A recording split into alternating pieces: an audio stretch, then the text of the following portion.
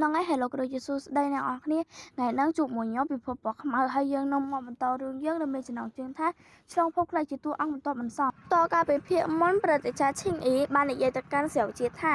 ស្រាវជាទំនាក់ទំនងឯងនឹងសម្លាញ់តូចជីមើលទៅពិតជាល្អមែនស្រាវជាក៏តបវិញថាប៉ុន្មានថ្ងៃនេះព្រោះតែបានសិស្សច្បងជួយមើលថែយ៉ាងដល់ទៅខ្ញុំបានធូរស្បើយលឿនដូច្នេះខ្ញុំពិតជាដឹងគុណគាត់ណាស់គាត់គឺជាមនុស្សល្អមែនតើជីឈឺក៏សួរទៅកាន់ស្រាវជាថានេះសិស្សប្អូនតូចកំពុងតែសរសើរបង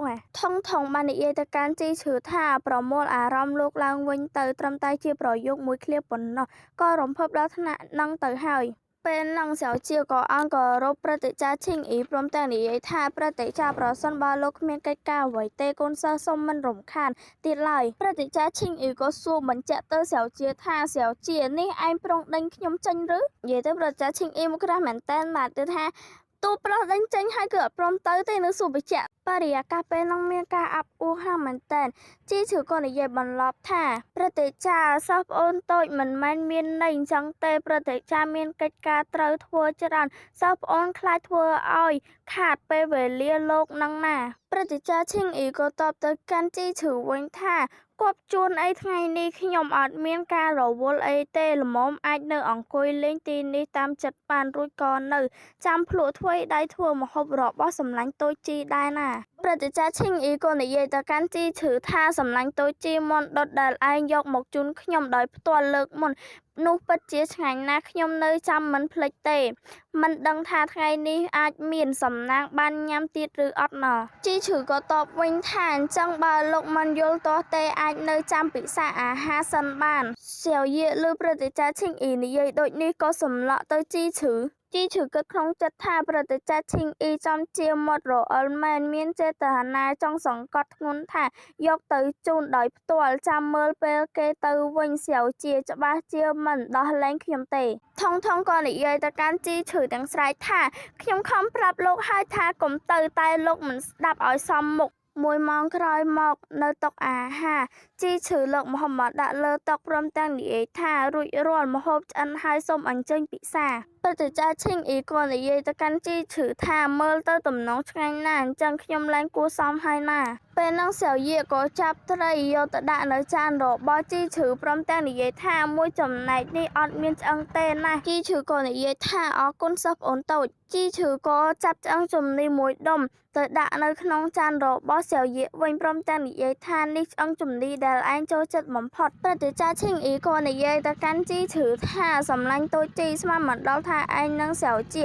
ចិត្តស្និទ្ធគ្នាដល់ថ្នាក់នេះសោះពីមុនមកស្រាវជាមិនដែលចាប់មកហូបឲ្យអ្នកណាឡើយជីឈឺក៏សួរស្រាវយាវិញថាពិតមែនឬបងគិតស្មានថាឯងមិនចូលចិត្តញ៉ាំទៅបានជាយកឲ្យបងវិញស្រាវយាក៏តបទៅវិញថាកាលពីមុនសិស្សច្បងរវល់នឹងកិច្ចការច្រើនហើយខ្ញុំនឹងគាត់មិនសូវចុះសម្រុងគ្នាទេខ្ញុំក៏សន្មត់ថាគាត់មានគំនិតមិនល្អប៉ុន្តែពេលនេះមើលទៅគឺមកពីខ្ញុំចិត្តចង្អៀតខ្លួនឯងស្រាវយាក៏និយាយទៅកាន់ជីឈឺថាសពថ្ងៃសិស្សច្បងមើលថាខ្ញុំដិតដល់ណាស់ដូច្នេះខ្ញុំក៏គួរតែយកចិត្តទុកដាក់ចំពោះគាត់វិញដូចគ្នាជីឈឺក៏តបទៅវិញទាំងរំជើបរំជួលថាសិស្សប្អូនតូចឯងគួរសមពេកហើយប្រតិចាឈិងអ៊ីក៏សួរទៅកាន់ស្រាវជាថាកាលពី2ថ្ងៃមុនខ្ញុំឮថាហាន់សឹងបានបបួលឯងទៅពិភាក្សាពីក្បួនហ្វឹកហាត់វិជ្ជាគុណតែក៏ត្រូវឯងបដិសេធប្រតិចាឈិងអ៊ីក្តាប់ដៃយ៉ាងណានព្រមទាំងគិតក្នុងចិត្តថា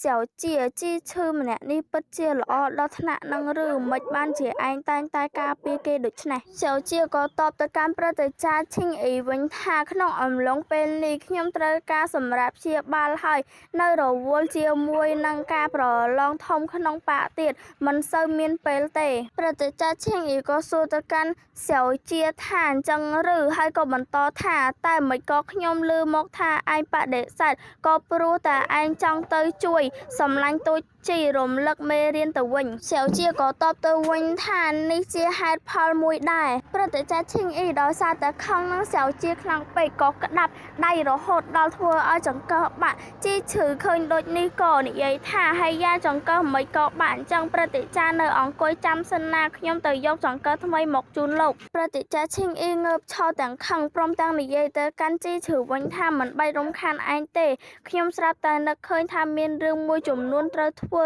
លាទៅមុនហើយពេលព្រឹទ្ធាចារ្យឈិងអ៊ីចេញទៅបាត់ជីឈឺក៏និយាយថាសុទ្ធតែនិយាយថាចង់នៅញ៉ាំអាហារមិនទាន់បានមួយម៉ាត់ផងក៏ទៅបាត់ជីឈឺយកអាហាររបស់ព្រឹទ្ធាចារ្យឈិងអ៊ីបំរុងនឹងហូបបន្តព្រមទាំងនិយាយថាអាហារច្រើនដល់ថ្នាក់នេះគួរឲ្យស្ដាយណាស់ជីឈឺមិនទាន់បានញ៉ាំផងស្រាវជាក៏ក្រវាសចាននោះចេញទៅមកខាងជីឈឺក៏សួរទៅកាន់ស្រាវជាថាឯងធ្វើអីហ្នឹងស្រាវជាក៏ស្ទុះទៅក្របួចអាវរបស់ជីឈឺព្រមទាំងសួរថាថ្ងៃមុនក្រែងប្រាប់ខ្ញុំថាពឹងសិស្សផ្សេងឲ្យជួយយកមន្តដុតទៅឲ្យគេអីជីឈឺក៏តបទៅកាន់ស្រាវជាវិញថាបងខ្លាចឯងបារម្ភទៅមិនហ៊ានប្រាប់ឯងតាមត្រង់ជីឈឺក៏លើកដៃជាការស្បត់ព្រមទាំងនិយាយថាប៉ុន្តែឯងទុកចិត្តចុះបងនឹងគាត់គ្មានរឿងស្អីកើតឡើងទេស្រាវជាក៏និយាយទៅកាន់ជីឈឺវិញថាគ្មានអ្វីគឺល្អហើយតែត្រូវចាំថាលើកក្រោយកុំនៅតែពីរនាក់ជាមួយគេទៀតជីឈឺក៏តបទាំងរហ័សថាទទួលបញ្ជាជីឈឺពេលឃើញស្រាវជាកាន់ចានបាយរបស់ខ្លួនក៏និយាយទៅកាន់ស្រាវជាថាសិស្សប្អូនតូចឯងកាន់ចានបាយបងធ្វើអីស្រាវជាក៏តបវិញថាក្រែងញ៉ាំមិនទាន់ឆ្អែតណាយខ្ញុំជួយថែមបាយឲ្យជីឈឺក៏និយាយទាំងរំភើបថាវ៉ាសិស្សប្អូនតូចយកចិត្តទុកដាក់ដល់ថ្នាក់នេះដឹងគេរំជើបរំជួលអត់ថងក៏ឌឺថាអើយគួរឲ្យសង្វេគណាស់ចង់ក្អួតហើយនេះស្រាវជាដួសបាយឲ្យជីឈឺរួចក៏លើកមកដាក់លើតុព្រមទាំងនិយាយថាសិស្សច្បងញ៉ាំតាមសមរលកុំខ្ជះខ្ជាយតែមិនបាច់មើលទឹកមុខរបស់ជីឈឺរបស់យើងទេគឺថាភ្ញាក់តែម្ដងដោយសារតែបាយនោះគឺខ្ពស់ជាងក្បាលរបស់ជីឈឺរបស់យើងទៀតជីឈឺក៏ហូបបាយទាំងទឹកភ្នែករហេរហាមព្រមទាំងនិយាយថាសិស្សប្អូនតូចអីក៏គុំគួនឯងសាហាវម្លេះហ្នឹងឯងអ្នកនរគ្នារឿងយើងបានមកដល់ទីបញ្ចប់ហើយខ្ញុំសូមទោសចំពោះសម្លេងរំខាននិងសម្លេងខ្ញុំខ្លាំងមែនតើដោយសារតែឆ្កែផងខ្ញុំហ្នឹងគឺវាខំគ្នាអញ្ចឹងទៅវាលឺសម្លេងចង់ឲ្យសូមអធិស្ឋានមែនតើ